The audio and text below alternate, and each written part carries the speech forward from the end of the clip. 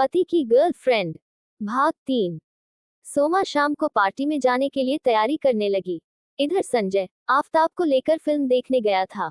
दोनों एक दूसरे के साथ बहुत खुश थे। आफताब को घर छोड़कर संजय अपने खास ठिकाने पर पहुंचा, जहां दोस्तों के साथ वो जाम से जाम टकराता था। रोहन, संजय का दोस्त, पैगा बनाते हुए बोला, आज कयामत की रात है। आज मेरी बीवी ने मुझसे कहा मुझे तलाक चाहिए। उसका 6 महीने से अफेयर चल रहा था और मैं जान ना सका। संजय बोला, तो क्या दे दे उसे, तू भी तो 2 साल से रिया के साथ है। रोहन, यही बात तो उसे पता लग गई थी, तभी तो उसने ये कदम उठाया। ये औरतें भी ना बराबरी करने चली है हमारी। मैंने उसके लिए क्या क्या नहीं किया, कोई कमी नहीं होने दी। उसका ये सिला दिया उसने। संजय मन ही मन सोचने लगा कि मैं सोमा को कोई कमी महसूस नहीं होने दूंगा, नहीं तो वो भी कहीं ऐसा कदम ना उठा ले। करीब 7:30 बजे सोमा बच्चों को लेकर निशा के यहाँ पहुंच गई। निशा ने आरव का हाथ पकड़कर केक कटवाया, बच्चों ने डांस किया, फिर गेम्स खेलने लगे। सभी बच्चे एंजॉय कर रहे थे। सोमा और निशा ने मिलकर बच्चों को खाना परोसा। लगभग 9 बजे तक पार्टी चलती रही। 9:30 बजे तक निशा फ्री हो पाई। बाहर सोफे पर नमिता और अलका बातें कर रही थी। निशा को सोमा ने संजय की गर्लफ्रेंड के बारे में बताया। निशा ने उसे बिल्कुल सीरियसली नहीं लिया और बोली, ये कोई बड़ी बात नहीं। फिर उसने ये कहा है ना कि वो तुझे तेरे हिस्से का प्यार देगा। बच्चों को भी तो सारी सुविधाएं मिल ही रही है। देख, लाइफ में सब मिल जाए, ऐसा होना मुमकिन नहीं। जब सतयुग में देवी सीता के साथ अन्याय हुआ, तब कलयुग में कौन सा न्याय हो पाएगा। तुझे अपनी लाइफ में समझौता करना होगा। एक बार संजय को समझा कर देख, मान जाए तो ठीक, नहीं तो फिर देख ले तू क्या कर पाएंगी, क्योंकि शादी के बाद मायके वाले भी ज्यादा सपोर्ट नहीं करते। तू आर्थिक रूप से भी सक्षम नहीं। नमिता से बात करना हो कर ले, पर कोई फायदा नहीं। सोमा, मतलब मैं संजय की गलत बातों से समझौता कर लूं? मेरी उससे शादी हुई है, मेरा पूरा हक है संजय पर। और तू खुश है निखिल के रवैये से? पता नहीं, तेरी बातों से मैं सहमत नहीं। निशा, और हम क्या कर सकते हैं? निखिल तो अब बस हफ्ते में 2 दिन ही आता है, बाकी समय बॉस की बीवी के साथ रहता है। बॉस ने उसकी सैलरी भी बढ़ा दी है। असल में बॉस का भी किसी से अफेयर चल रहा है। देख, तू मेरी खास फ्रेंड है, इसलिए बताती हूँ। मैंने भी फेक आईडी बना ली फेसबुक पर, और कई मेल फ्रेंड्स भी बना लिए हैं। दूसरी अनजान औरतों को ये बहुत इंपॉर्टेंस देते हैं, अपनी पत्नियों से ज्यादा। मैं तो खुश हूँ, कहीं ना कहीं दिल लगाना पड़ता है, और ये सेफ भी है। प्लीज किसी से कहना नहीं। You are my bestie. Soma, oh God, तेरी बातें मुझे गुस्सा दिला रही है। हम लोग इतने कमजोर हैं कि ऐसी बातों में कॉम्प्रोमाइज करें। क्या हम कोई खिलौने हैं जिसे जब तक चाहे कोई दिल बहलाए, जब मर्जी में आया दूसरे से दिल लगा ले? हम भी इंसान हैं, हमारी भी भावनाएं हैं। क्या इसके लिए कोई नियम नहीं न्याय व्यवस्था में? निशा, सामाजिक प्रतिष्ठा या झूठी सामाजिक प्रतिष्ठा ही सब कुछ है यहाँ। दोहरी और झूठी जिंदगी जी रहे हैं। लोग नकाब लगाकर शराफत का ढोंग करते हैं। यहाँ मुझ में समाज से टकराने और सही बात कहने का साहस नहीं।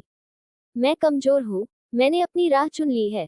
मुझे सारी सुविधाएं है, पति का प्यार ना मिले तो ना मिले, हम दोनों की सामाजिक इज्जत तो है। यही जिंदगी है। अपने बच्चे को सारी खुशियां देना चाहती हूँ, इज्जत के साथ और पिता के प्यार के साथ।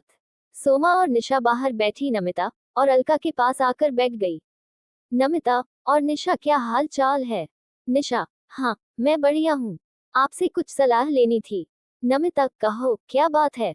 निशा, किसी के पति या पत्नी की गर्लफ्रेंड या बॉयफ्रेंड हो, ऐसे हालात में उन पति पत्नियों को क्या करना चाहिए? नमिता, ये एक व्यक्तिगत समस्या है जो सामाजिक समस्या बनकर फैल रही है। हमारी भारतीय संस्कृति में तो विवाह के बाद किसी अन्य स्त्री या पुरुष से संबंध अवैध ही माना जाता है। बदलते परिवेश और पाश्चात्य संस्कृति के बढ़ते प्रभाव के परिणामस्वरूप विवाहेतर संबंधों में बढ़ोतरी हुई है। फर्क ये है कि भारत में अधिकतर महिलाएं आश्रित है। एक ये मुख्य कारण है जो वो कोई साहसिक कदम उठाने में संकोच करती है या उठा नहीं पाती, और कुछ अपने पतियों से इतनी इमोशनल अटैच्ड होती है कि वे उनकी गलतियों को छुपाती है और उन्हें तकलीफ में नहीं देख सकती जब तक पानी सिर पर से न गुजरने लगे। ऐसी समस्या से पीड़ित लोग पहले किसी रिलेशनशिप एक्सपर्ट से सलाह ले। काउंसिल भी काफी हद तक मददगार होती है।